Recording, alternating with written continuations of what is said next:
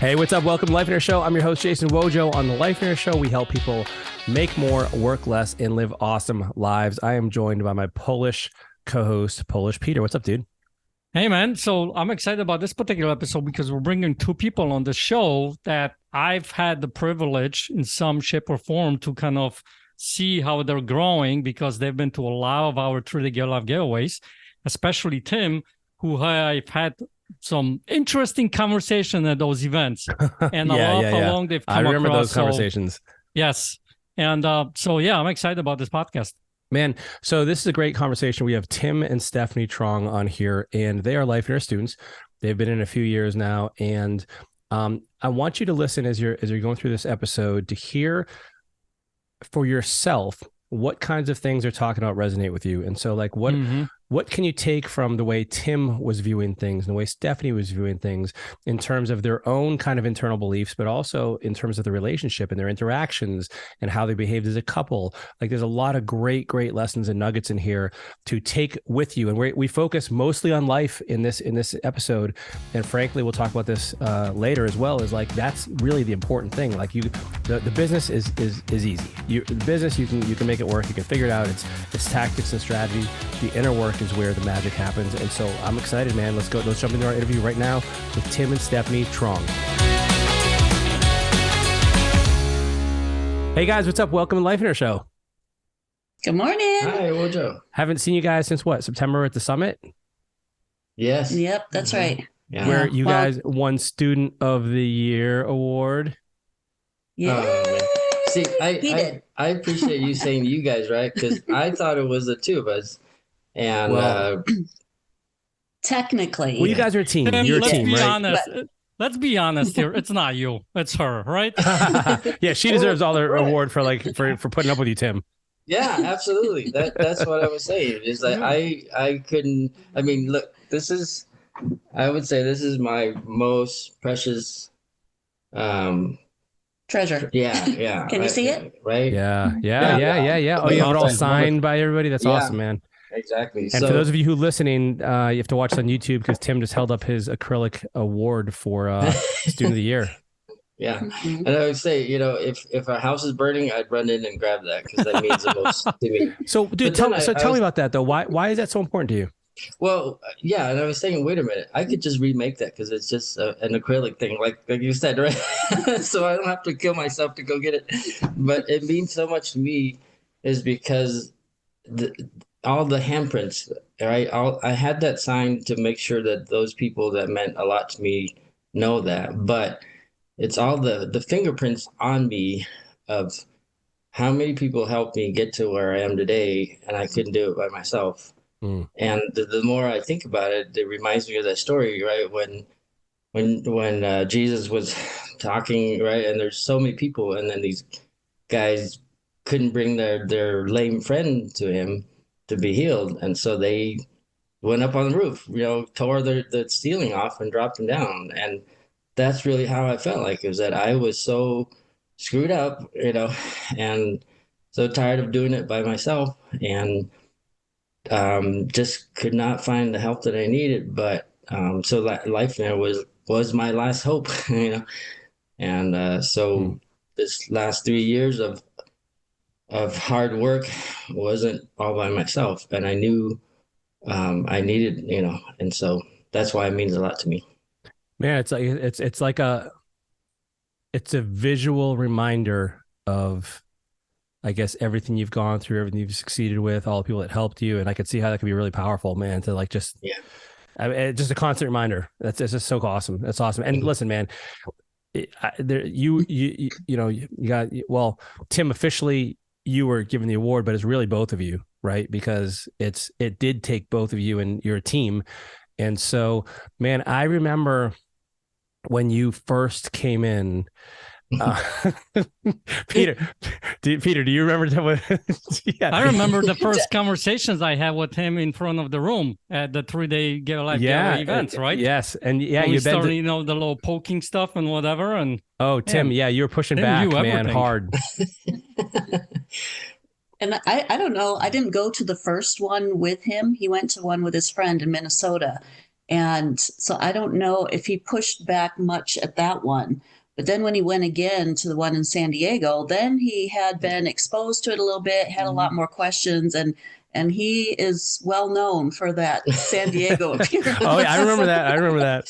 Well, so tell me, man, Yep. like, so, and I remember your early kind of, and correct me if I'm not remembering this accurately, but I remember like you seem to have a really strong perspective of skepticism.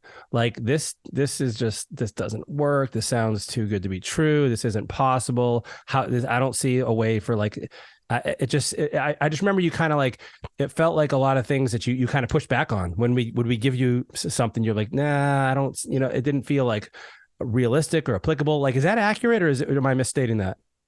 I think so. Where I think most of the time people misunderstand me is that when I push back, when I say I don't get it, isn't because I'm saying I know better. It's just that I'm still not getting it, right? Oh, And I got it. can't just drink the Kool-Aid that you're feeding me. I want to understand, as best as I can so that I can own it instead of just like so and so said it and Yeah, then I'm just a robot repeating. that's valid, man. That's really good. So he's often misunderstood because of how he asks questions, and he does have a edgy way of doing things. It sounds very antagonistic. So the general population perceives it that way, but what he internally, and I've had to learn that about him too, what he internally is going through is like, this sounds awesome, but I've never seen it anywhere else, and it doesn't seem to work for the average person. And therefore, so there's this pushback. And like he Right. said, he's not going to swallow anything just because, the great Wojo and Peter said so. Why not? What? That's a great Bojo. I don't know about that. He's got to test it out for himself. Right. And that's part of the reason why him getting this award is such a big deal, because he did start at a very raw, broken place. And over the course of the 3 years, coming to 3 days and working with the coaches, I mean, the coaches have been a godsend to us. I've always wanted in our past to have a referee and a translator for us, and now we have three. So that's just off the charts amazing. And for me, seeing this award, it's cool to be able to look back and see where we started and where we're at. But for me, it's also a constant reminder that it's not one and done, and we haven't arrived. Yeah. This is life, oddly enough, Lifeonaire, and it's ongoing, and different things will come into play that we've never experienced before. And so it's a constant reminder to keep growing, not a reminder that, woohoo, we won and yay. It's like, no, there's more to life yet. Stephanie, two things there. Like I literally, was it yesterday or Saturday? I was on the phone with somebody, and this guy's made millions and millions of dollars, and I'm having this discussion with him, and he's like, "Look, can I just ask you something?" And he's like, do you feel like you've arrived? And I said, I don't think I'll ever feel that way. Like I don't care how good my life is, how much money I make. Like there's always, for me, that's a good thing. Like I don't look at it in a negative way. I'm excited about that, because every moment is a fresh challenge and a new opportunity to improve and to grow and to impact others. And so that resonated a lot when you said that. Tell me a little bit, you alluded a little bit to like, where you were before and where you are now. Can you give people a picture of like what life was like and what things were for you guys before like coming into Lifeonaire? Sure. I think we thought we had a pretty good life. I mean, we've been self-employed for forever. Most of our marriage, he's been self-employed. We've been on the side of just barely surviving, self-employed. But we were very active in our church at the time. We were very active in our kids' lives. We homeschooled the kids. And so I remember when I first met you and you guys were talking about, don't be living life when such and such happens, then I'll do such and such. So even though we often were barely getting by, we still did things. We still traveled to California to see our family. We still went to our kids' sporting events. We still did a lot. We didn't put everything off because of whatever. But we had been through two very dramatic things that had happened in two different churches that kind of rocked our world in terms of stability and where we went for community and stuff like that. So when because he was self-employed and he worked alone a lot, he started listening to podcasts, and he can tell you more specifically whom he listened to, when and what, but he'd come home all the time and be like, oh, I heard this, and oh, I heard that. And maybe he can jump in and give you that piece, and then I'll come back and give you more. Yeah, no, that's perfect. I have to give a big shout out to Brian Tripp in Alabama. Obviously, when you do podcasts and then somebody interviews you and then you interview other people, but it was Brian that interviewed you, Wojo. And so I was listening to a bunch of his stuff, and I like him. I like his character. He's a believer, and so he brings in really good guests. Except when he brought you in, you kind of broke everything, right? Because there you go. Now we're talking. I don't know how to take that right now. That's why I like him. I mean is that what was the norm? Is just how much money can you make? How many doors can you buy, right? And after a while, they're all kind of the same. And so then when you start talking about life in air, I was like, life on air? What is that? Right? I did not understand anything, but my spirit understood. It's like I want what he's got. There's something there that is that never will ever fade away, And so I had to listen again the second time on the same day. I remember where I was at. It was a 4th of July weekend, and I kind of saw that as like my own Independence Day. Things are gonna be better because there's something different, and I want that, right? And so so he would come home and he would tell me all these things. He listened to podcasts, and I think we've always been somewhat of dreamers, but always felt like nothing ever worked. We would chase after something that we thought was going to be our rescue or whatnot and make our life fabulous, and it never worked. And when he came home and he's like, this guy is different. This guy's very different. He was just super animated about it. And so we started listening to everything and I think this was even before you guys were doing podcasts. It was all of Steve's original interviews, stuff. Interviews. And so we went through all of that, like people binge on Netflix. We were binging on, Lifeonaire stuff. And then he's like, I want to go to one of the 3 days, but it was in Birmingham, I think. Well, let me give a little bit of the background. When she said we're dreamers, no, I'm the dreamer. She's the realistic one, right? So I'm always coming home with new ideas, and we're gonna do this, right? This is it, and she's like, here we go again, and then she doesn't. She's seen enough of it that she's not gonna buy it. So then she's bursting my bubble, right? So just the whole thing. But the problem with that was that I only see the dream, but I don't know how to make it work.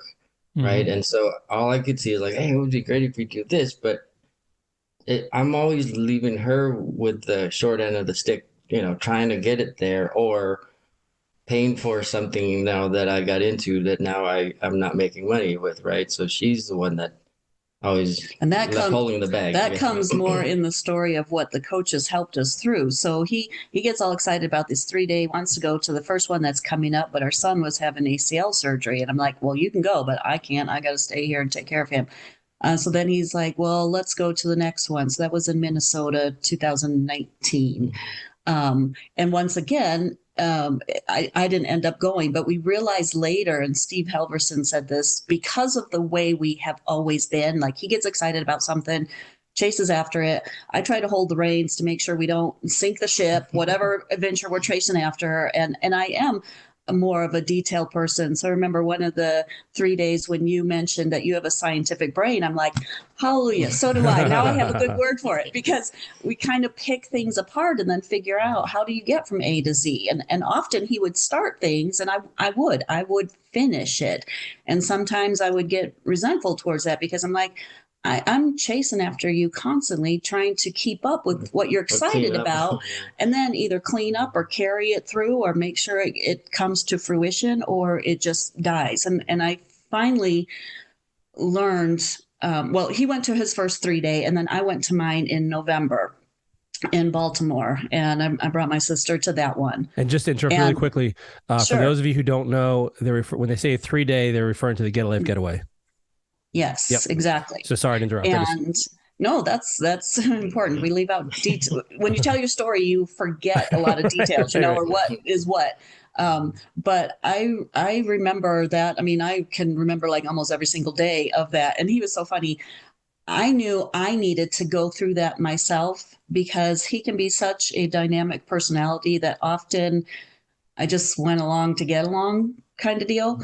But I didn't ever know if it was really me or my idea or if I understood it, you know. And so doing the 3 days separate was really good for us. But then there's also this dynamic for people who may be new or haven't ever been in Lifeonaire, that two things I think can happen. You hear what you want to hear and you get excited about what you want to get excited, but you don't hear the whole story. Like if you go to the 3-day, you'll hear about 4 different stages.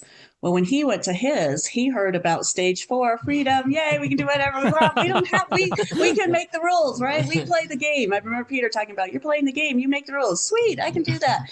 And we got assigned to Joe Turney and Teresa Nelson as coaches at first. And so he would call Joe and he'd be like, hey, I'm living the dream. I quit my jobs. And I'm like, we're so employed. You can't quit your job. I read Steve's book about how to do this in a year. And I'm like freaking out, calling Joe going, what are you telling this guy? You're going to kill us, you know? So I say that first year, I refer to it as a love-hate relationship with Lifeonaire.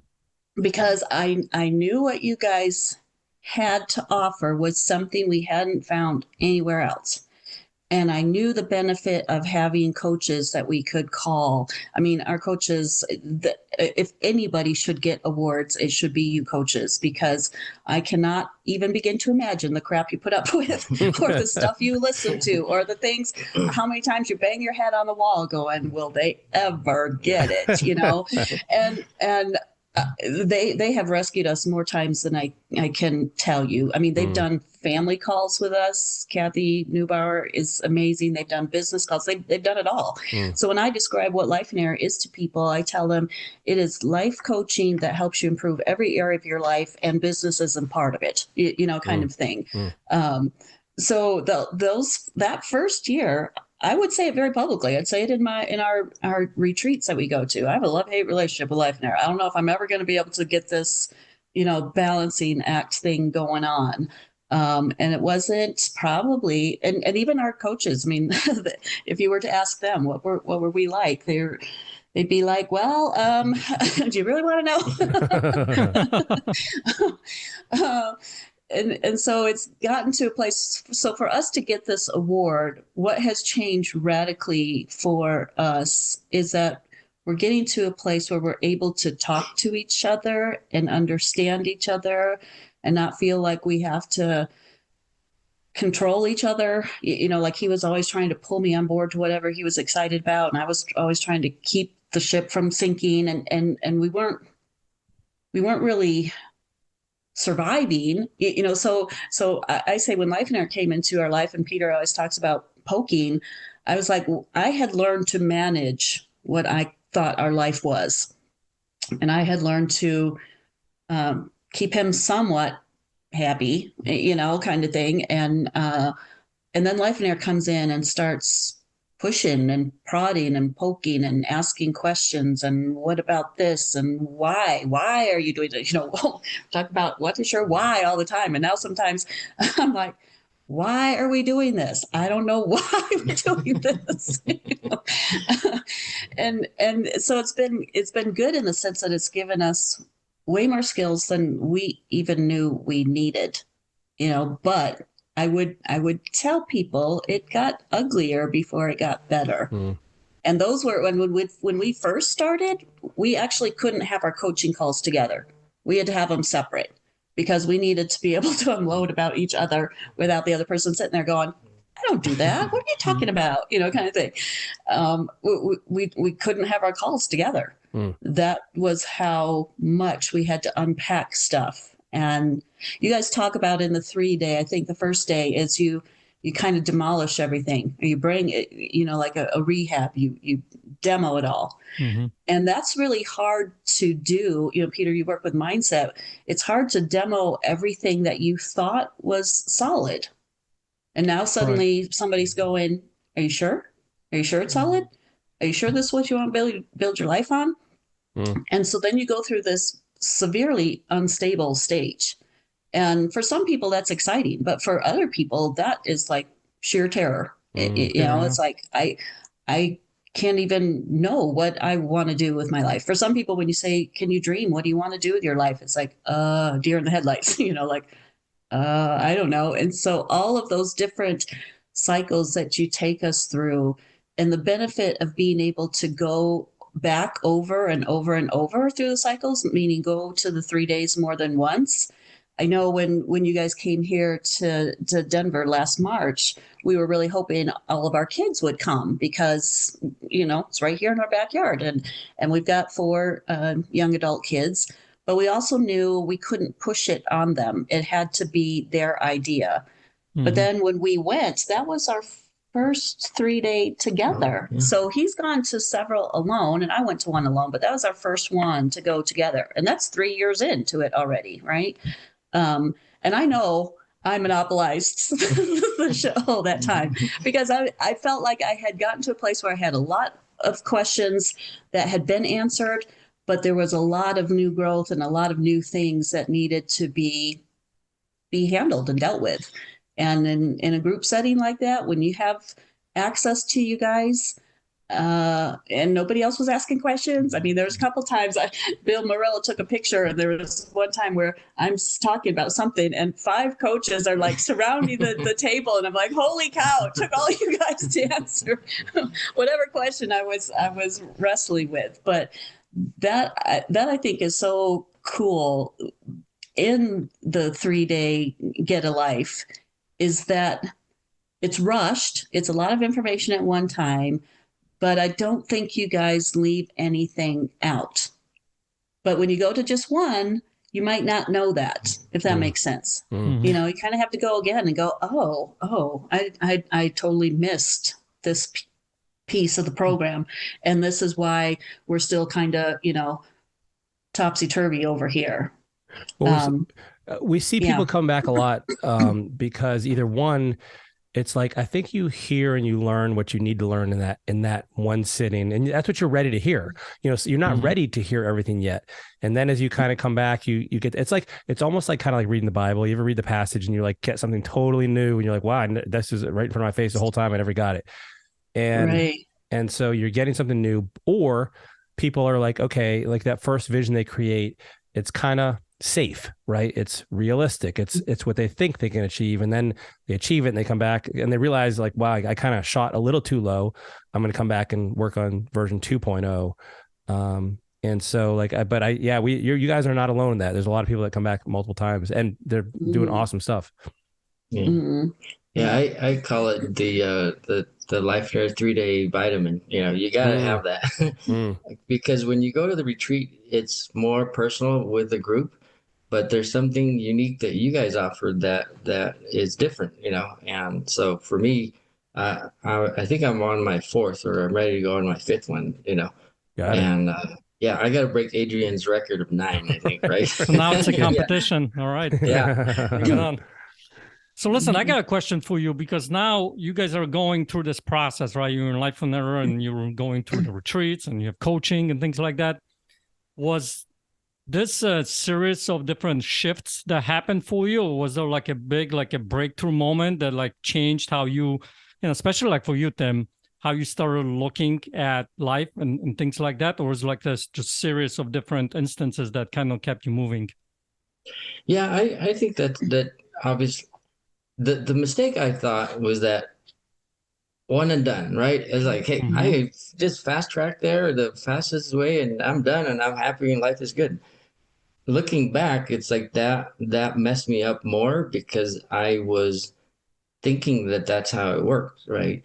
But I think it described my wrong view is that or not a wrong view, but it's like the misconception is that if I get here, I'll be fine. If I get here, right? It's a constant chasing.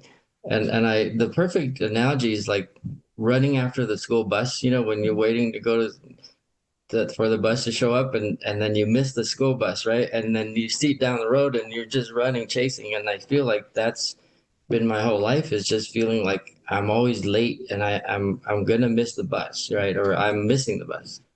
But I think well, that's where the coaches really help, right? And that started looking at myself like, why am I chasing the bus? I'm an adult. Why am I still doing that, right? And what if I don't want to go there, right? That's not where I'm supposed to be. I guess the timeline, right? So Joe had us for about a year and then he had to step down. But I was able to feel loved enough and had enough progress that I was able to let him go. And that was a very unique moment too, because she thought I was going to blow up, right? So he was super close to Joe. You know, when we first started the coaching and whatnot, he had a really good connection with Joe. And like he said, he felt like he could trust Joe. So when we're having our, you know, you have a once a month coaching call with your whole group. And we were on the call, and Joe and Teresa were on the call. And suddenly there were these two other people that we had not met before. There was Charlie and Kathy. And we were like, what is going on? And there were, you know, a hodgepodge of kind of two groups on this whole Zoom call. And Joe tells everybody he's stepping down. And he was probably at work on his phone on the call, and I was here at home on the call, and my heart just sank. And I'm like, oh my gosh, this is not good. This is not good at all. And he's going to lose it. This can't be good, you know? And then Tim comes on the phone and he's like, well, Joe, we're really going to miss you, but I think you're doing the right thing and the best thing. And I was like, wait a minute. Who are you? Wait a minute. What is going on? You know, kind of deal. And then we found out later, which is both touching and a tiny bit, I don't know what to do with it. Makes you just kind of go, We found out later that Joe had told the other coaches if Tim wasn't ready for him to step down, he wasn't going to. He was going to stay on because he was like, he knew Tim's story enough to know that building trust was super important. And he was willing to basically sacrifice his own life for us. And so that's why I say the coaches are so amazing and so powerful. And when Charlie and Kathy, and we're so glad they kept Teresa because we totally love her. But when they came on, I mean, we were still pretty raw. And he butt heads with Charlie a lot at the very beginning. But Charlie now will say to him from time to time when we're on calls, he'll be like, who is this guy? So that piece is really cool too. And back to your question, Peter, about was it an instant breakthrough? I agree with Tim. There were moments when things were like truly aha moments. And things that you guys would say or do that would prompt us to do something. So when I did my 3-day, it was in Baltimore, and my sister lives just right outside Washington, D.C. And I remember, Peter, that last day we were there, you said, what is something in your vision that you can take action on this weekend? And for me, learning this process of vision being something that is out there and you're striving for it, but it's also something that you're currently living right this minute. And that's an unusual dynamic to kind of wrap your head around. And so one of the things that we like to do is we like to thank Vietnam vets for their service, because we know boatloads of Vietnamese people who have a better life because of what these guys started. And yet most of them were never thanked. And so that particular weekend, I think that next Monday was November 11th, which is Veterans Day. And so I told my sister, I said, I told Peter, I'm going to do something for my dream this weekend. And so we went down to the Vietnam Memorial Wall. And all I did was I wrote this sign on a poster that said, thank you, Vietnam vets. I had no idea that particular day they were going to be having this huge reunion or whatever they do on Veterans Day right outside that wall. And so there were hundreds of them there. And all I did was stand there and hold a sign that said, "Thank you, Vietnam vets." And that was such an amazing moment for me to be able to do something, bigger in my vision. But I got to talk to a lot of people, bless a lot of people, just in that one moment. And I always look at it as November 11th is my Life and Air Freedom Day, I call it, because I stepped out and did something that I didn't think would ever be possible. I mean, I'd never go to Washington, D.C. I haven't been there since I was in third grade, and Peter's challenge to do something. So sometimes now I know when I came in and I wanted this one and done thing too, in a different way. I didn't see it as one and done, but I would complain to Kathy all the time. I'm like, I got this ridiculously long vision and nothing is happening. I mean, literally the very first vision I wrote, it was very long, very detailed. And so many of the things I put it in the present tense, like I am whatever. And then I got down to the bottom and I wrote, "And I am a liar," because that's what it felt like to me, that I had written all this stuff and none of it was true. None of it was being acted on. And I just couldn't, these two belief systems going on in my head at the same time. How can I say this and yet this be the reality? And then, I remember years ago, Zig Ziglar used to always quote a verse in Ezra, and I still don't know the exact numbers, but basically God told Ezra to call what is not as though it were. And I'm like, that's what a vision is. God is telling us to live with this vision mentality, to call things that are not into being, in a sense. So often on November 11th, Peter, because of you were the one who challenged us to do this. We'll go to a Polish restaurant and eat Polish food. And then have a stomach ache for like a week. No. This is great. Dill pickle soup is now one of my favorite soups. Never knew my the favorite. thing existed. Now you just made the whole podcast. That's awesome. That is so cool. No, that's awesome. Very cool. Love that's it. So cool. I love your story, sir. It's one of my favorite stories that I get to experience as a coach. And when we do that through the Gear Lab giveaways, and I see you guys and come up there and you guys sometimes share your story, you ask the questions. And I bust, Tim's chops a lot, but I love your questions because you ask the questions that most people will not ask. They're afraid to ask, right? And it's needed, and that's what happens to be able to grow in life and move to the next level. So let's talk about where you guys are at today.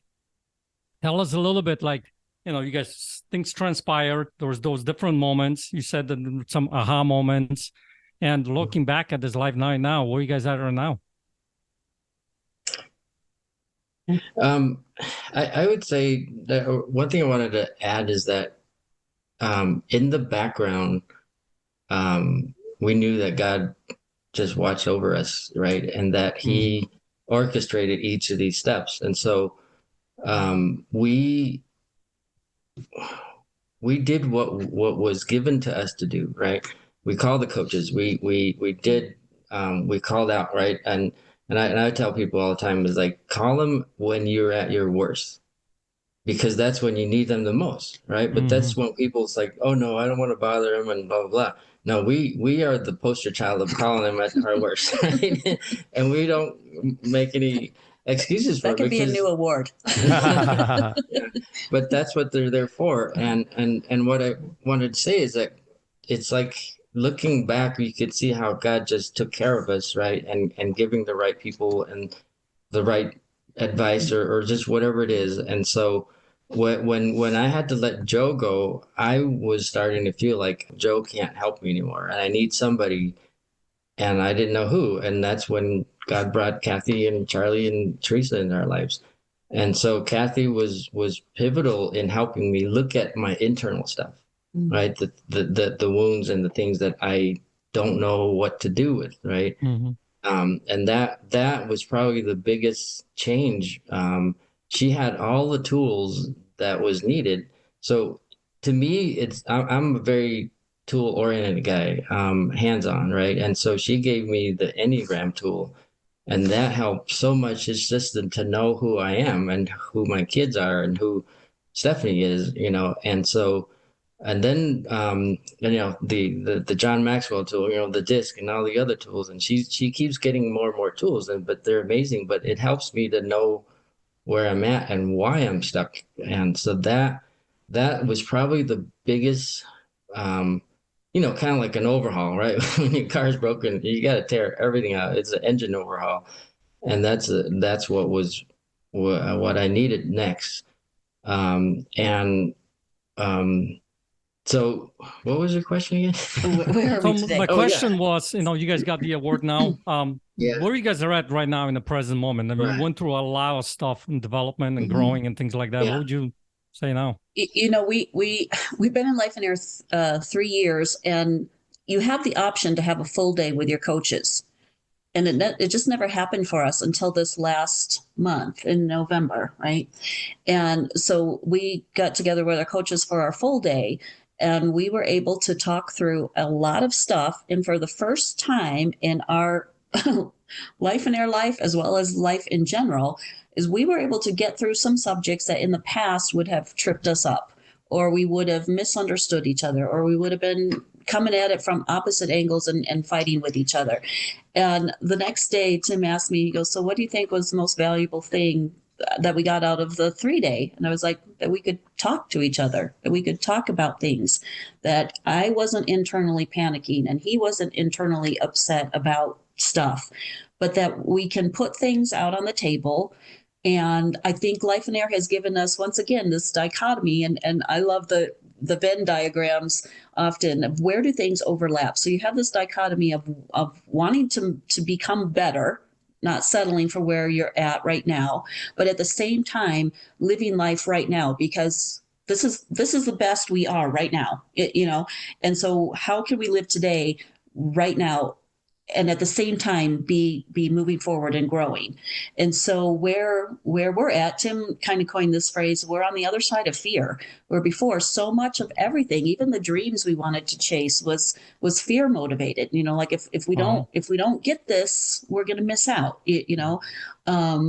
And so being able to just put things on the table, we can give you a real life example. Our home has equity in it, and about a year and a half ago, he wanted to have the conversation of, our home has equity in it. What should we sell it to get the equity out? Well, for me, I was still kind of living in this. I love my home, so that's a whole different thing. And in one sense, I'm like, we've arrived. We have a home. This is a good thing. But I couldn't even talk about it because I'm the kind of person that if we're going to do this, I got to know the next 10 steps of how this is going to play out. If I sell my home, then what, kind of thing. And if I can't answer the then what questions, I'm not going to sell the home. And so this was something that became a huge, massive problem for us. And she was able to put it into words to even describe that, right? She just didn't want to talk about it. It just was, she wasn't ready. It was too big of a step for me to take. So oddly enough, we actually have more equity in our home currently than when I couldn't talk about it before. And we're putting it out on the table now. Not to say that this is something that we have to do, but now I can look at options and I can look at opportunities and weigh it in the sense of, is this going to help our vision? And is it going to still help us live life well now? We still probably have a long way to go in terms of improving a lot of different things in our life. And that's why I say it's not over yet. But the exciting part is we can. Yeah. Let me give a word picture or a visual of what she's saying. And so remember before, I keep saying I'm always chasing. I think why, like when they say that when you have two oxen pulling a yoke together, I'm the one always pulling ahead and she's not ready. So she's pulling back, right? And so we just could not be on the same rhythm, right? And I think for me, I'm finally come to a point where I can be patient and be calm. And so when you said where are we today, I'm happy where we're at today. I'm not chasing after that bus anymore. Ironically, I feel like I'm running faster than the bus, right? I don't need that bus anymore. And so when I'm focused on something, I can see so much clearer. but I could also not do anything and be happy. And so that gave her, right. So now I'm not pulling her anymore. So now she's like starting to move forward. And so now we're way more on the same level. And that's huge. We've never had that before. And one of the things coaches, especially Charlie, will say when Tim will get excited about an idea and present an idea, and if they see things that we haven't seen yet, or haven't talked about, or if Charlie will say, I don't think you should do that, Charlie would always hedge his bet, because if he told Tim no early on, it didn't go well, kind of thing. And so the last few times Charlie has said something in the effect of, I don't think that's a good idea. I don't think you should do that yet. Or I think you should do this or whatnot. And Tim would be like, okay. And that's when Charlie would be like, yeah, wait a minute, who is this guy? Well, what I'm hearing is, and I know we're out of time here, but like what I'm hearing is you guys are in a completely different space in your head, in your hearts, your relationship, you're focused, you're working together, you're synergistic, you're kind of on the same team. And we haven't even talked about, you mentioned earlier, Stephanie, that like Lifeonaire is about like the life side of things and business. We haven't even talked about business at all, but clearly this is like, this thing in and of itself has been a breakthrough for you guys. And I'll tell you what, business, I believe, is like, it's the inner stuff that you guys are talking about. That's the challenging stuff. Everybody thinks it's about the business, but you can make all the money in the world. You got to address this stuff, or else it's not going to be sustainable. You're not going to be happy. You're not going to enjoy it. And so I love you guys. You're awesome. And I just can't even wait to see what happens from here, guys. Yeah. I know you guys post these on YouTube, and so I just want to put a shout out to the YouTube world who knows nothing about Lifeonaire. Come to a 3-day. They're fabulous in terms of helping you look at things you never looked at before. And I know I talk about Lifeonaire it comes up almost daily in a conversation with somebody. And I've even had people ask me, can I get into Lifeonaire without going to a 3-day? And I'm like, I don't know. I'll have to ask, but I think you probably can. Yes. So, anyways. Yes. Well, my Student of the Year award kind of overshadowed the second award that we got together, which is the Fan of the Year award. Yes. Yes. Yeah, you guys are awesome. You guys are awesome all around. Well, guys, thank you so much. I know that you guys have accomplished and will continue to accomplish amazing things and inspire other people along the way, which is even cooler, right? Like, so other people are going to look at you guys and it's going to be a sign of hope and encouragement for them too. Yeah, what you have on those little coins you gave us, it says difference maker. I put that on the top line in my vision. I am a difference maker. Love it. Love that. So, Well, thank you for being on the Lifeonaire Show, guys. sure. Thanks for having us. We love you guys too. So listen, this was a really good episode because one of the things that we've got to see as they were talking about is the progression when he came in, right? I mean, I keep busting his chops about he knew everything right. And I do that for a reason. But if you really listen to him, he was just, he had the dreams. And a lot of us have those dreams that we're going after, right? Yeah. And they don't materialize. So sooner or later, you start losing the belief. You start losing the trust and things like that. So that's where he's coming from. Like, what's the difference here that's going to help us? Well, man, and one thing that I don't know if the listener got this from Tim's explanation of what things were like when they first started, but I remember very clearly, Tim was a guy who he had an answer for everything. He was extremely skeptical and he didn't trust people. He was angry. He was volatile. I think it was a combination of being let down in life and having people lied to him. They mentioned that the 2 church incidents that were significant. I remember talking with them about that when they first signed up, where like all of their trust, their family in the church had been completely disrupted, and they basically, almost like exiled them. And so they'd been pursuing dreams and their world had been rocked so much that Tim had internalized a lot of this stuff, and it just was coming out in anger. And basically it was hurt, right? That's what it was. It was all being hurt. And it was just showing up in these different ways. And Stephanie's trying to be there to support him, but she's also struggling with her own things and trying to be. And so the dynamic between them was really strained. And what I love is like the people that were on this episode right now they were on the same page. and they're loving each other and they're supporting each other, and they've started to dream again, right? Like, they alluded to this before Lifeonaire. They had tried a bunch of different things and none of them worked. And that can be so discouraging, man, especially, when you spend a ton of money on stuff and whether it's, courses or programs or seminars, and you're spending thousands and thousands of dollars, and, you see your bank account drying up and nothing's working. That can be so discouraging. That you just want to give up. So I'm so glad we found them, or they didn't even find them. They found us, right? Like when they did, and just to see them dreaming again and making awesome strides is just so awesome, man. I love those guys. Yeah, me too. I mean, I had two big takeaways from this episode. The first one was, if you look at before they came into Lifeonaire, even at the beginning, Tim is more of like the visionary kind of person, the dreamer, right? The one that looks for the big things. She's more of an integrator, a detailed person, and trying to get the next 10 steps ahead, right? Yep. And what happens in majority of those, it's interesting how people get married, and they're from that perspective, right? When people are looking from the perspective as I'm different and you're different, they're going in the completely opposite direction. That's what they were doing. Now what ended up happening, they are on the same page, meaning they use those ways of being how they are, like I'm the visionary, I'm the integrator, to come alongside, to really empower each other, to actually make that family, that vision to grow, because that's what happens in businesses too. And when you get them on the same page and you are aligned with the fact that, you're a visionary, that's your strong suit, let's use that. And I'm the integrator, I'm the detail person, that's my strong suit, let's use that, let's come along together. Boom, things work like crazy. And so to that point, what they've basically done is learn to understand and appreciate each other and play off each other's strengths rather than fight over the weaknesses and the differences. And exactly. So that's a huge pivotal difference in the relationship. And it's showing up in multiple areas now. And so as you're able to get on that same page, it's awesome.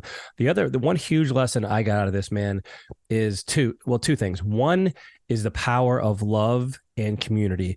And I know it sounds corny, but man, Lifeonaire is like I've said it before, and I heard somebody else say this before me. It's like, Lifeonaire is the family you wish you had.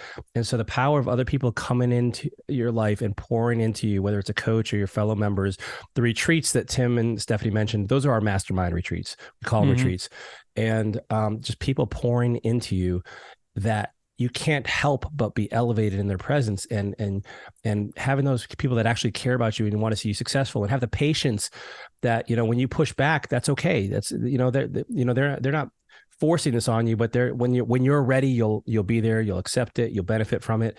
And so it's just I just love that paradigm of like just loving on people where they are and encouraging them. And that was another huge lesson I got, man. So that was, you basically said my second takeaway, because it is a community thing. I always say at the events, your vision that you put on your paper that you want to get to is not a me business, it's a we business. Yeah. It's a community. It's a bunch of people that are going to come alongside of you, help you live that vision. So, and they're a perfect example of doing that. And look, they're striving, they're making things happen in their life. Oh, dude, it's just going to continue from here. I can't wait to see what happens for those guys. They're awesome. Well, listen, if you guys enjoyed this episode, please leave us a review, leave us a rating, give us a thumbs up. If you haven't done this yet, what are you waiting for? Now is the perfect moment. Stephanie talked about doing things now, right in the moment. Do one little thing. That'd be awesome. It would help us reach more people. Join us in our private Facebook community as well if you'd like to be part of the conversation and see what's going on over there. And until next time, we will see you guys next week. Have a wonderful one and get out there living that vision. We'll see you soon.